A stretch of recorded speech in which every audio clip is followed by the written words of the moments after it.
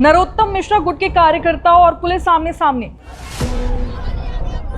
जनता कभी नहीं देगी जनता पर तिवारी को वोट। हम दादा को वोट देंगे, अगर देंगे तो नहीं। हाईवे पर घंटों तक हंगामा, पुलिस पर पथराव, आंसू गैस के गोले और एसपी समेत कई पुलिसकर्मी घायल।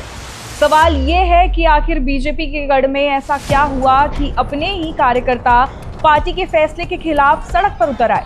क्या सिर्फ एक टिकट ने बीजेपी के अंदर बवाल छेड़ दी?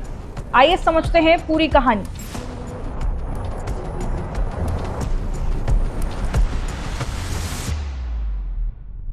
दरअसल मध्य प्रदेश की दतिया विधानसभा सीट पर होने वाले उपचुनाव से पहले बीजेपी में बड़ा राजनीतिक भूचाल आ गया है। पार्टी ने पूर्व गृह मंत्री नरोत्तम मिश्रा का टिकट काटकर आशुतोष तिवारी को उम्मीदवार बना दिया। इसी फैसले के बाद दतिया में नरोत्तम मिश्रा के समर्थकों का गुस्सा फूट पड़ा और देखते ही देखते विरोध प्रदर्शन हिंसक हो गया। दरअसल नरोत्तम मिश्रा को इस सीट का सबसे मजबूत दावेदार माना जा रहा था। उन्होंने नामांकन फॉर्म भी खरीद लिया था और समर्थकों को पूरा भरोसा था कि उम्मीदवार वही होंगे। लेकिन उम्मीदवारों की सूची आते ही पूरा समीकरण बदल गया। टिकट कटने की खबर मिलते ही नरोत्तम मिश्रा के समर्थक बड़ी संख्या में सड़कों पर उतर आए। उन्होंने नेशनल हाईवे 44 पर चक्का जाम कर दिया। देखते ही देखते करीब 15 से 20 किलोमीटर लंबा जाम लग गया। कई बसें, एम्बुलेंस और आम लोग घंटों तक फंसे रहे। प्रदर्शन कर रहे कार्यकर्ताओं का कहना था कि पार्टी ने सालों से काम कर रहे कार्यकर्ताओं की अनदेखी की है। उनका साफ कहना था कि जब तक नरोत्तम मिश्रा को टिकट नहीं मिलेगा, आंदोलन जारी रहेगा। वहीं प्रशासन के मुताबिक कई घंटों तक प्रदर्शनकारियों को समझाने की कोशिश की गई, लेकिन जब हाईवे खाली नहीं हुआ तो पुलिस ने कार्रवाई शुरू की।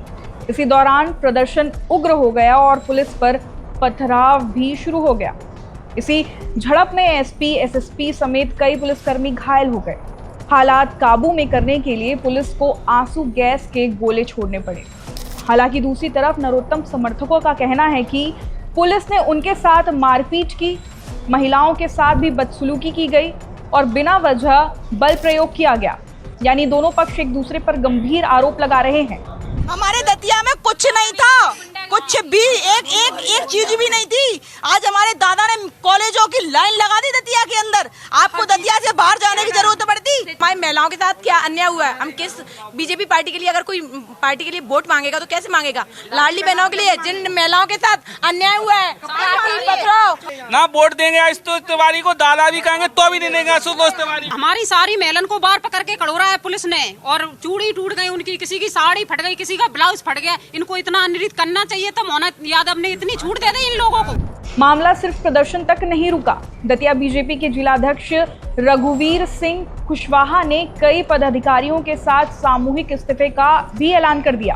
उन्होंने कहा कि पार्टी ने दतिया के कार्यकर्ताओं की भावनाओं का सम्मान नहीं किया। इतना ही नहीं, उन्होंने चेतावनी दी कि अगर 24 घंटे के भीतर नरोत्तम मिश्रा को उम्मीदवार नहीं बनाया गया तो वे पार्टी की प्राथमिक सदस्यता से भी इस्तीफा दे देंगे। अब सवाल ये भी है कि दतिया में उपचुनाव की जरूरत क्यों पड़ी?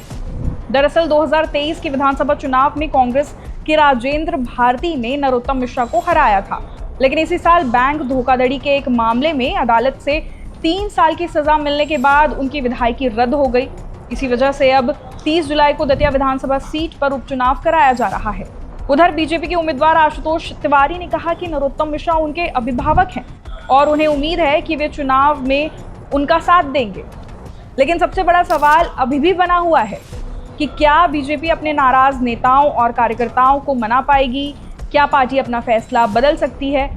आपको क्या लगता है? कमेंट करके ज़रूर बताएं और मामले से जुड़ी सभी अपडेट्स को जानने के लिए सब्सक्राइब करें हमारे चैनल IBC 24 डिजिटल को। मैं हूं आपके साथ चारू अग्रवाल। नमस्कार।